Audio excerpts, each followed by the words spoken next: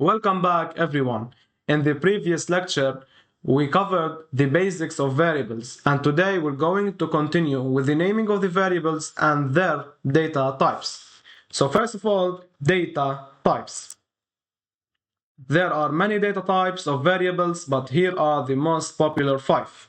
First of all, integer. Integer is a number without decimals. For example, integer age equal 20. The second one is double. Double is a number with decimals, okay? So for example, this is a variable of type double and has a name, which is price, and has a value of 9.5. The third one is character, and it's abbreviated to char. For example, char grade equal A. So put our letter inside one quotation. It's necessary to do that. The fourth one is Boolean. Boolean has a value of true or false. For example, Boolean is active equal true, or Boolean is active equal false. And the final one is string. So string name equal Ali, and it's necessary to put our name inside two quotations, or to put our string inside two quotations. So these are the 5 types of variables. Moreover, final variable. The final variable is a variable whose value cannot change. It uses the keyword final.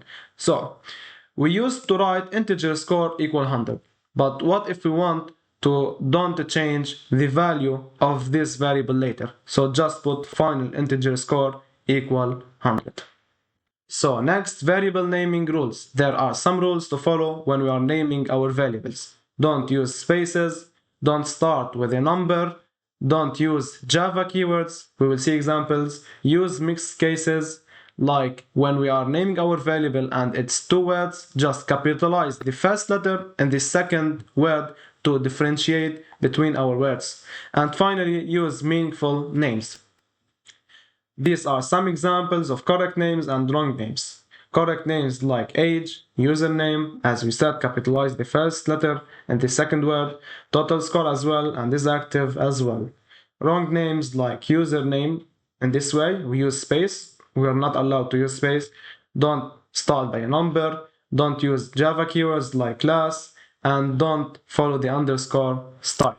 So this is for today. Be prepared for the next video. It will be a problem solving session that will cover all what we've learned in the previous lectures.